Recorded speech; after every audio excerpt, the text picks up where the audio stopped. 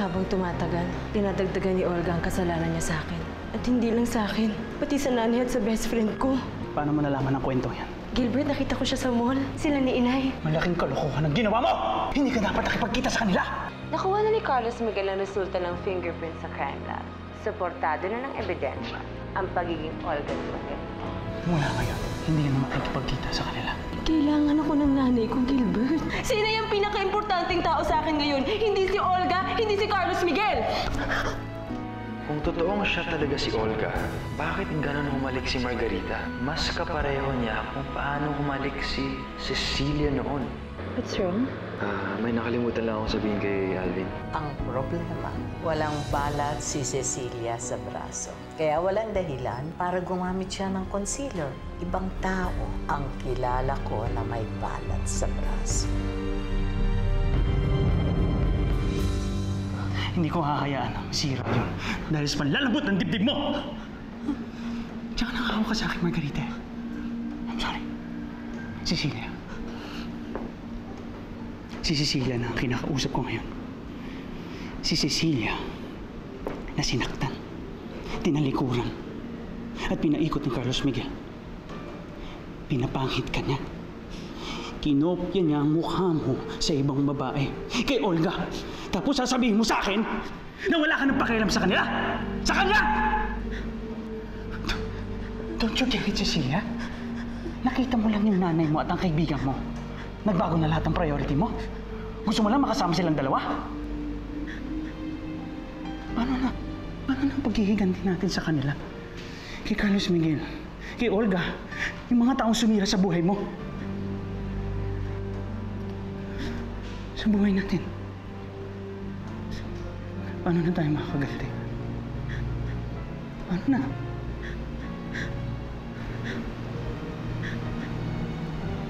I'm sorry. I'm sorry.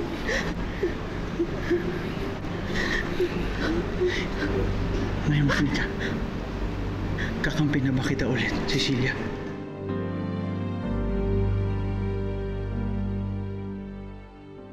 Ay, sorry po. Hindi ko po sinasadya na patawarin niyo po ako. Matuwa ka na lang, Esme, na bumalik na ang dating Cecilia ko. At hindi na po ako mawawala sa inyo, Inay.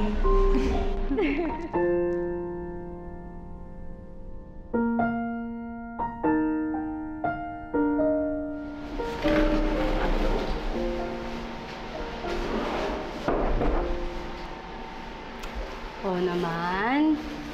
Mukhang masaya pa rin ang nanay ko, ah. Siyempre naman, no.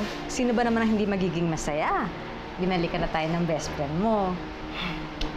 Alam mo, Nay Mariana, sana tutuloy na lahat ng pangako niya sa atin, no? Tsaka sana tuloy-tuloy na ipagbalik niya sa atin para naman makaramdam ka ng buhay Reyna at ako naman buhay Dama. Di ba? Ano ka ba naman, Esme? Kahit walang ibigay sa atin si Cecilia, masaya na ako. Ang mahalaga, bumalik na yung dating Cecilia na mapagmahal. Di ba? Oo nga po. Alam mo, tama po yan eh. Anuhin mo naman ang kaibigan na napakayaman eh. Ugaling alien naman, di ba? Eh, kaya lang, Nay Mariana, kapag binigyan tayo ng pasalubong ng mamahaling bagay ni Cecilia, kailangan tanggapin natin yun. Kailangan mag-thank you tayo. Kaysa naman sumama yung loob niya, di ba? Kailangan, parang hindi man sumama yung loob niya, di ba? Ay, ikaw talaga. Eh, tama naman talaga yung sinasabi ko. Mahal din yun, minsan lang tayo magkakaroon ng ganun.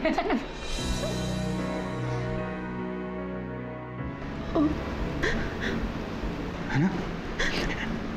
I can't hear you. Oo.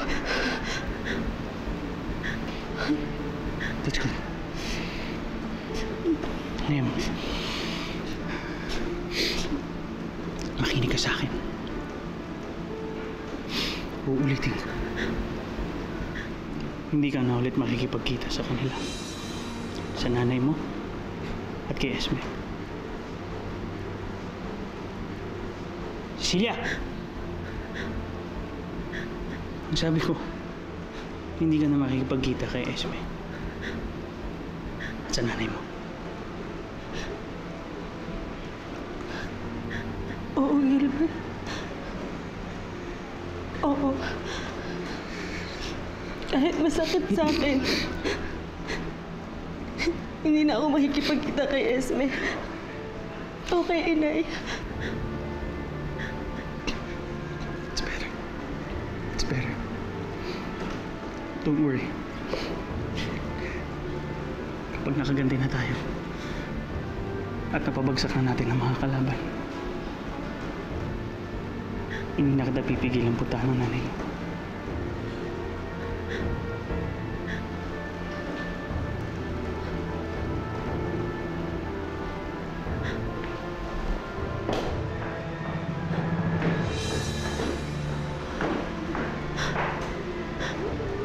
I'm sorry, Inay.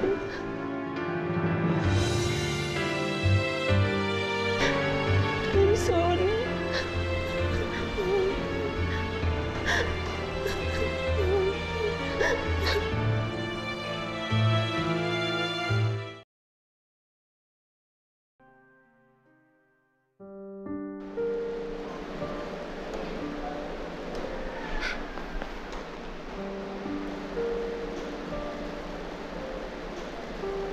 Cecilia? Anak, bakit? Ha? Bakit ka umiiyak? Manang Edita, nakita ko na po yung best friend ko. Oh, Tsaka yung nanay ko. hindi mabuti. Kaya lang kailangan ko po silang iwasan eh. Bakit? Utos po ni Gilbert. Si Gilbert? Makakasira daw po sila sa mga plano namin, Manang Edita eh. Kasalanan lahat po ni Carlos Miguel at ni Olga. Hindi dahil sa kanila. Hindi naman dapat ako maghihiganti. Hindi ko kailangan iwasan ang nanay ko.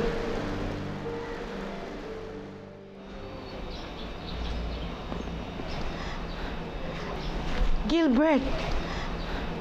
Gilbert, kagabi pa hindi kumakain si Cecilia. O ngayon, hindi na naman ginalaw yung pagkain niya. Iyaano siya. Pag nagutom siya, kakain din niya. Anak, hindi naman yata tama ang ginagawa mo kay Cecilia. Noon pa, sabik na siya sa pagmamahal ng kanyang ina. Kaya dapat hindi mo siya pinipigilan na makipagkita sa kanya. Nagawa ko lang naman lahat para matulungan siya eh. Hindi niya ako susundin. O bale, wala lang akong pinagpaguran niya. Para ba talaga kay Cecilia ang lahat ng ginagawa mong ito? O para sa'yo?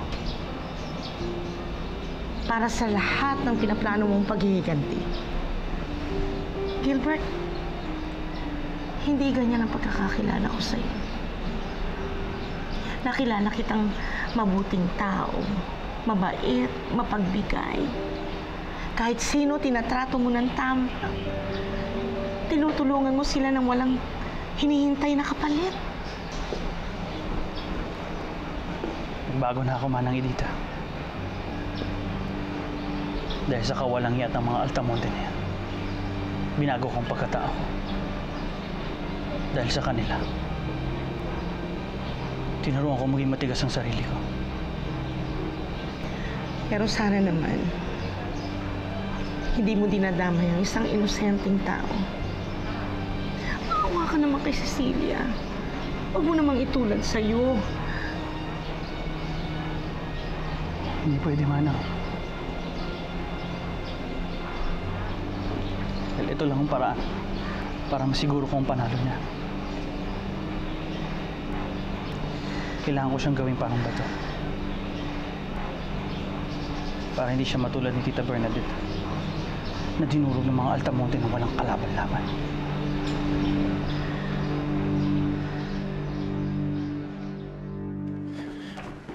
Oh, pare.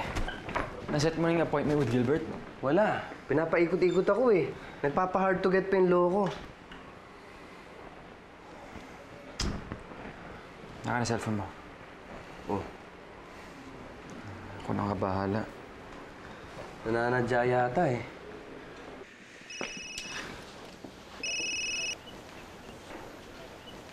Hello. Hello? Gilbert? This is Carlos Miguel. Mukhang desperado talaga kayo nag-glorified alalay na makamiting ako, ha? Ayaw niyo akong tigilan sa katatawag, eh. Gilbert, do yourself a favor. And let's just finally meet up. What if sabihin ko sa'yo na wala akong panong pag-aksayan kayo ng oras? Di ba kailangan ko nang lapitan yung media? At kwentuhan ko sila tungkol sa mga kagagawa ng fiancé mo. Ang baho niya.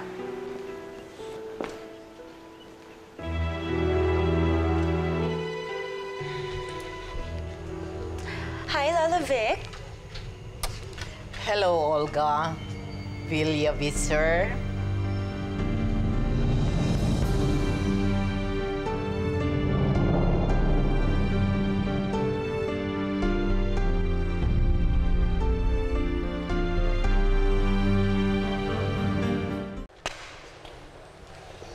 Ano yan? Look, if this is another one of your business pitches, uunahan ko na kayo. I'm no longer interested. Hindi yan business proposal. NBI report yan na nagpapatunay na si Margarita Trajano ay talagang si Olga Villavicer, ang nagtangkang pumatay kay Cecilia Fulgencio. Kaya Gilbert, kung ako sa'yo, ihahanda ko na kung paano ko isusuko si Olga. Unless gusto mo rin makasuhan for obstruction of justice. Lola Vic, are you okay? Yes, I'm okay.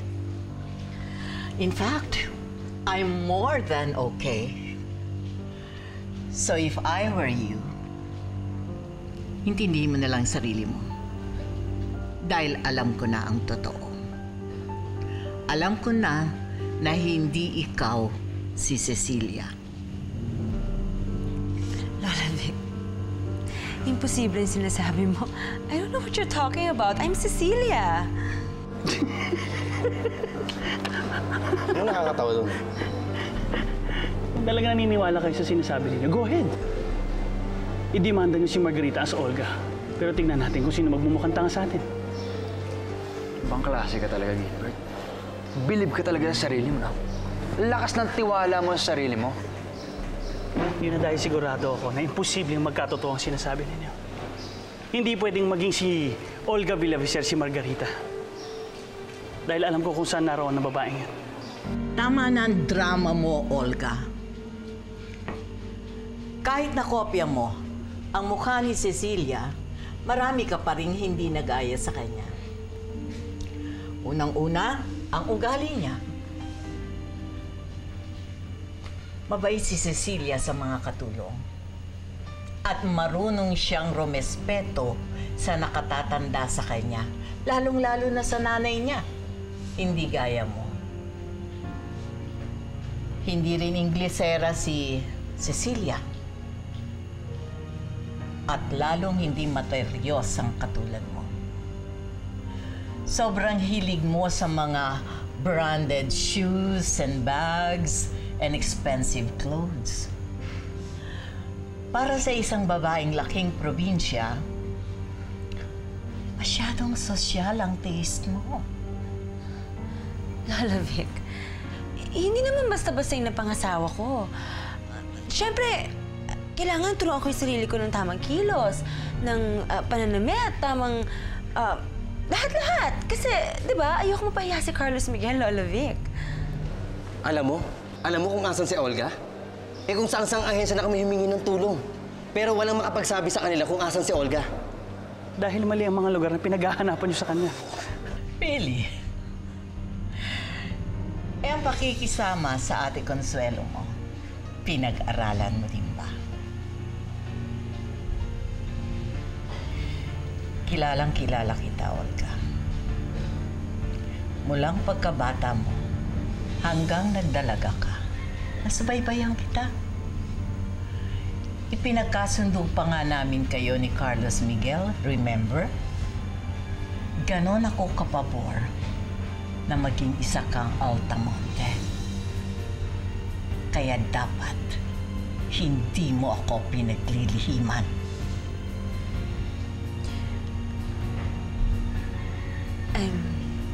I'm sorry to disappoint you, Lolo Vic. Pero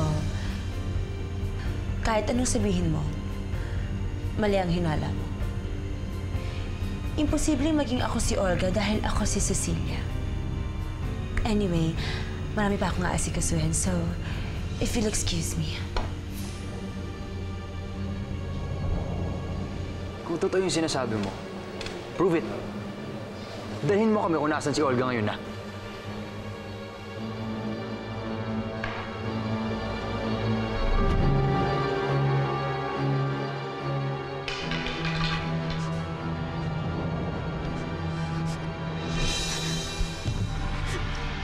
Lolo Vic!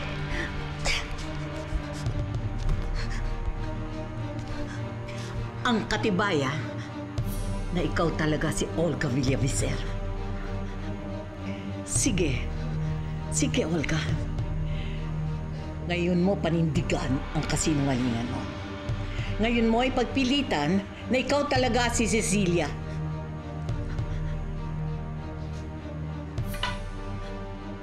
Lolo Vic. Lolo Vic, please. I'm begging you. Please. Lolo Vic, I'm so sorry. Kaya ko lang naman nagawa yun dahil sa sobrang pagmamahal ko kay Carlos Miguel eh. Lolo Vic, hindi ko sinasadyang lokohin ka o bastusin ka. Please forgive me, Lolo Vic.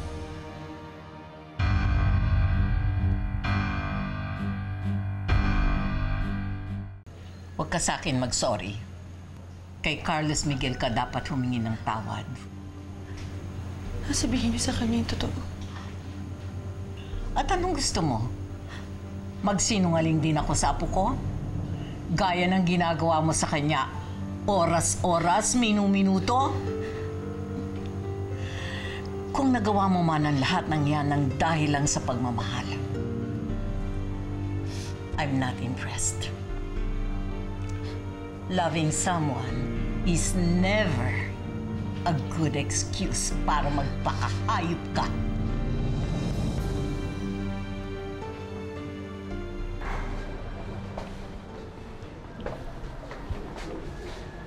Cecilia? Anak? Mag-breakfast ka na. Cecilia? Anak? Dinala na kita ng breakfast mo. Cecilia?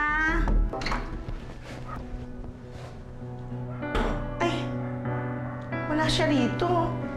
Wala pala namang tao sa kwartong to. Naku! Saan nagsuot ang batang yun? May niluto ako. Ay, ano yan, Nay? Ay, talaga muna. Ay, ma! Nay naman, paborito ko yung pakbet eh. Buti naman po niluto din yan. Sinarapan ko yan, ha? Kasi isa rin yan sa paborito ni Cecilia. Eh, paborito ko nga rin po yan. Sayang na wala siya dito. Sana kumpleto na tayo. Ay, tawagan ko nga. Ha? Wag! Alam mo namang busy yun. Wag na. Sa bagay, mga ano. Ay, pues, pasensya na lang sa kanya. Ibig sabihin nun, ako lang kakain nito. Ako lang mag-isa. Teka lang. Tira mo naman ako kasi paborito ka rin naman ng pakbet. Sorry, Naya, kasi akala ko alien ka pa rin hanggang ngayon. Nagagutom ka na nga pala. Sira. Kuha mo na akong kanin. Sige po, isiset ko lang po to.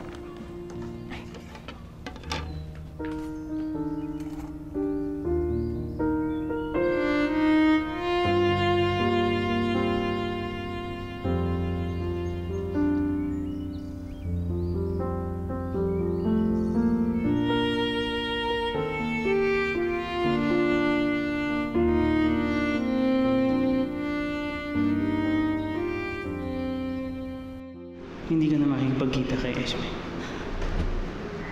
Sandali mo. Sorry uli, Inay. Sorry kung hindi ko na matutupad ang ipinangako ko sa inyo. Na lagi ko na kayong dadalawin.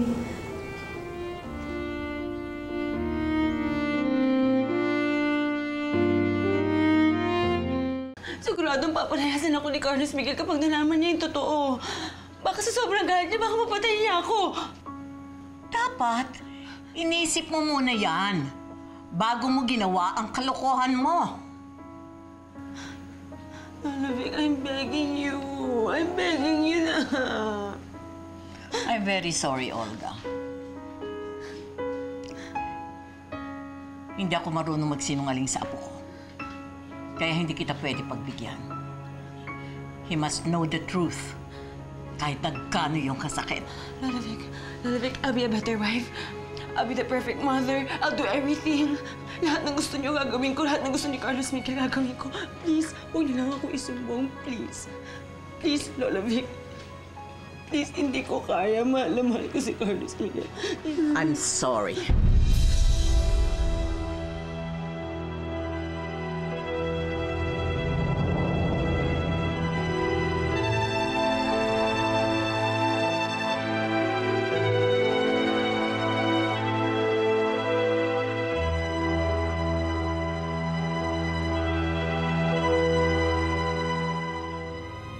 Hello, Lola Vic. Carlos Miguel, meron ako sasabihin sa'yo tungkol kay Olga. Paalam, Inay. Huwag niyong kalimutan yung mga sinabi ko sa inyo kagabi. Na mahal ko kayo. Cecilia! Lola Vic, maawa kayo sa akin. Katapos mong nakawin ang mukha ni Cecilia, ano ginawa mo sa kanya? Saan napunta ang totoong nobya ni Carlos Miguel? Anong ginagawa natin dito? Gilbert, akala ko ba pupunta natin si Olga Villavicer? Anong ginawa mo sa kanya? Sinira mo ba ang mukha niya? Siya ba babaeng biglang sumulpot sa simbahan? Kaya siya na mismo ngayon si Margarita Trajano.